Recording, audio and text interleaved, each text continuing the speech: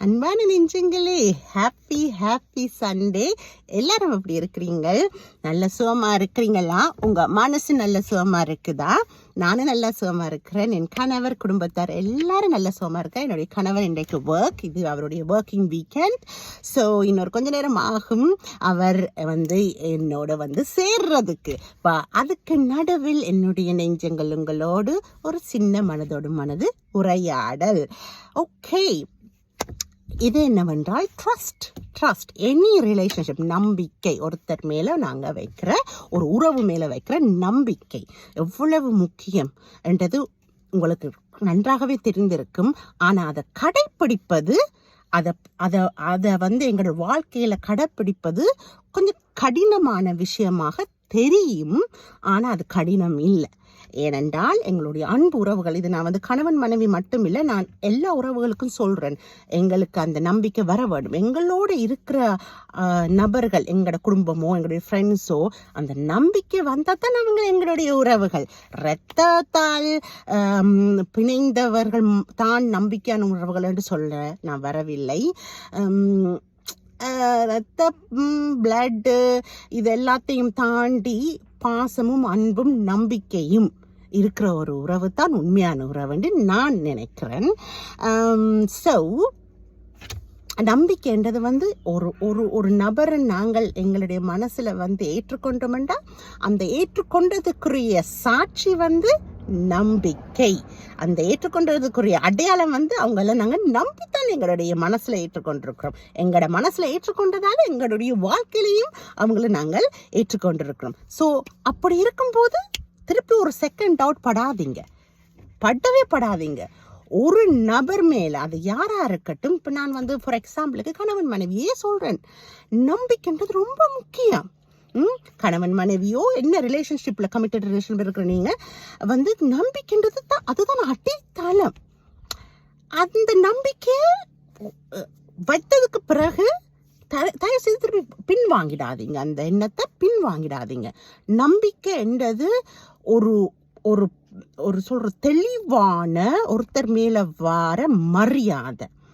இந்த நபர் மேல நமக்கு இவ்வளவு மரியாதை ஏற்படுறதுக்கு காரணம் எங்களுக்கு, நாங்கள் அந்த நேரத்துல நாங்கள் அவங்களை சந்தித்த போது நாங்கள் மனதால முடிவெடுத்தோம், இந்த நபர் ஓடு நாங்கள் வாழப்போகின்றோமோ, இந்த நபர் எங்களுடைய வாழ்க்கையில் இனிமேல் பயணிக்க போறார் எங்களோடு என்று நாங்கள் முடிவு எடுத்த தருணத்தில் அந்த மரியாதையை நாங்கள் அந்த மனிதருக்கு செலுத்துகிறோம்.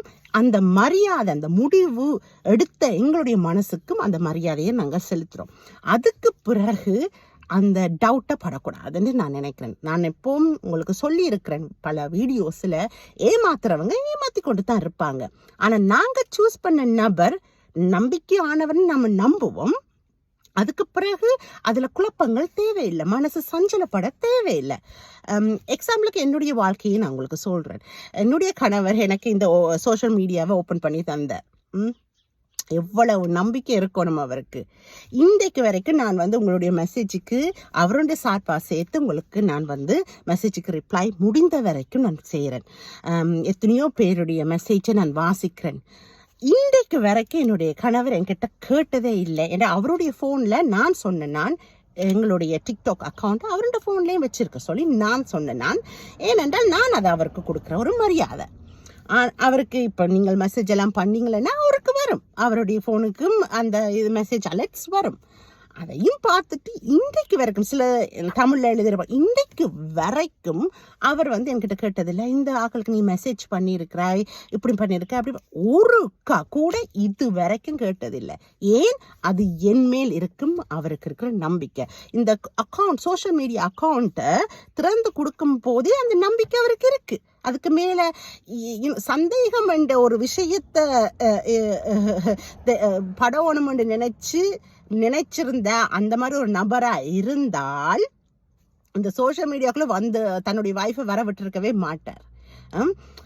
நானும் அப்படி ஒரு ஆள் இல்லை, சந்தேகப்படுற ஒரு ஆள் இல்லை. இது என்னன்னா, நாங்கள் 2 பேருமே அந்த மாதிரி ஆக்கள் பிறந்ததுல இருந்து அப்படி இல்லைன்னு இல்லை. நாங்கள் எங்களுக்குள்ள நாங்கள் விதித்த ஒரு விதிமுறைகளில் இதுவும் ஒன்று தான். நம்பிட்டோம், கல்யாணம் செய்துட்டோம், இனி உலகத்துல ஆண் பெண் எல்லாரும் இருக்கணும்.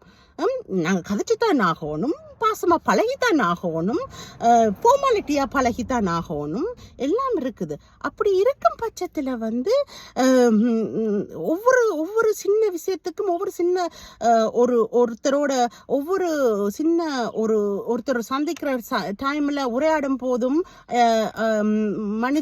சக மனிதர்களோடு பழகிற நேரத்திலையும் இந்த சந்தேகம் வர்றது வந்து அது எப்படி வாழ்க்கையை நடத்தி கொண்டு போக முடியும்? அதுக்குரிய அடிப்படை நம்பிக்கை தேவை தானே. அப்ப நாங்கள் அதை தெளிவாக கதைச்சுதான் எங்களுடைய கல்யாண பந்தத்துல வந்து நாங்கள் தெளிவாக கதைக்கலாம். சோசியல் மீடியா வரும் அவர் எனக்கு ஓபன் பண்ணி தரும்போது நான் அதை பத்தி கதைக்கவும் இல்லை, அவர் கதைக்கல. ஏன்னா நான் முதலே எங்களுடைய கல்யாண பந்தத்துல அதை தெளிவாக கதைச்சுதான் என்டர் பண்ணோம். திருப்பி கதைச்சதே திருப்பி கதைக்க வேண்டிய அவசியம் இல்லை.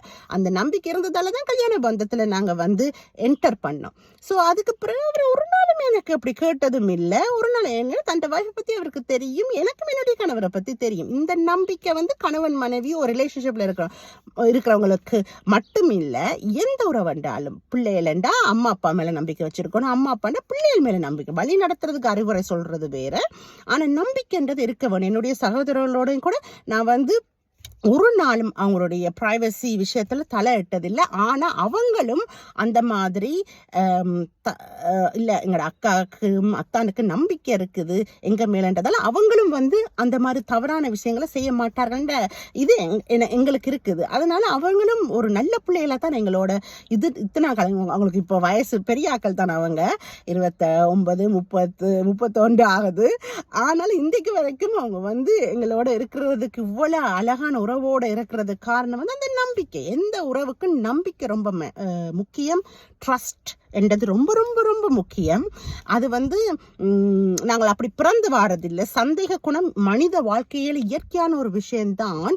அது அது அது அது வந்து இயற்கையா வரக்கூடியதான். ஆனா நாங்கள் எங்களோட மனசுக்கு நாங்க தான் வரையறைய கொடுக்க வேணும். இப்படி இந்த மாதிரி விஷயங்களை தொடர்ந்து இப்படியான சிந்தனைகள் வராமல் அதை உடனடியாக வெட்டி விட வேணும். அது நல்ல சிந்தனையாக மாற்ற வேணும். கணவன் மனைவி ஆனதுக்கு பிறகு ஏதாவது ஒரு ரிலேஷன்ஷிப்ல இருக்கும் பட்சத்துல வந்து அந்த நம்பிக்கை அடிப்படையே அந்த நம்பிக்கை தான். அதை வைங்க. எதுக்கு தேவையில்லாம சந்தேகம் என்றதை பட்டு அதனால வந்து கதைகள் வளர்ந்து சண்டைகள் சச்சரவு மனதாபங்கள் வர வேணும்? No no no no no. ஏமாத்தி கொண்டுதான் இருப்பாங்க. அப்படி ஒருத்தரை நீங்க சூஸ் பண்ணி இருந்தீங்களன்னா அப்போ உங்களுக்கு தெரிஞ்சிருக்கும், எப்போ தெரிஞ்சிருக்கும். அப்படி ஒருத்தவங்க நீங்க சூஸ் பண்ணவும் கூட பண்ணிருக்க மாட்டீங்க.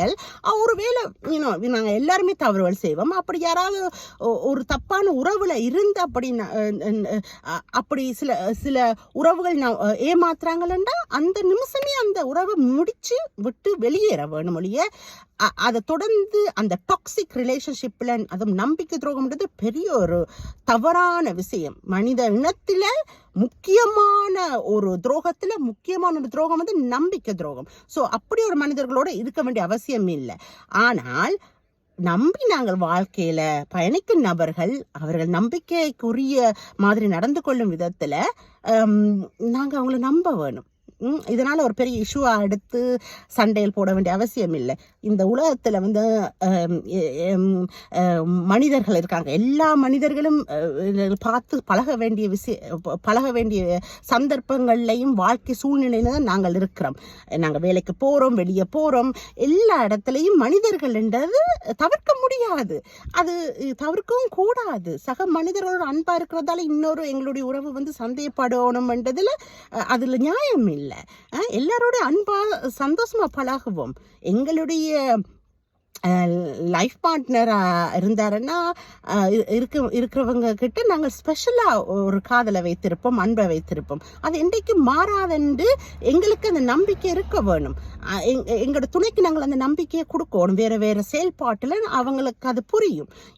இதனால வந்து ஒரு சந்தேகத்தோட வாழ்ந்து அதை பத்தி கதைச்சு அப்படியெல்லாம் செய்ய வேண்டிய அவசியம் இல்லை. நான் ஏன் இதை சொல்ல வாரேன்னா, இந்த புரிந்துணர்வு இருந்தால் இந்த அடிப்படை விதியை உங்களுடைய ரிலேஷன்ஷிப்ல நீங்கள் கடைபிடித்தீங்கள் என்றால் இந்த சந்தேகம் என்ற பேச்சுக்கே வாய்ப்பே இல்லை. இந்த பிரச்சனையை அடியிலேருந்து தவிர்க்கலாம்.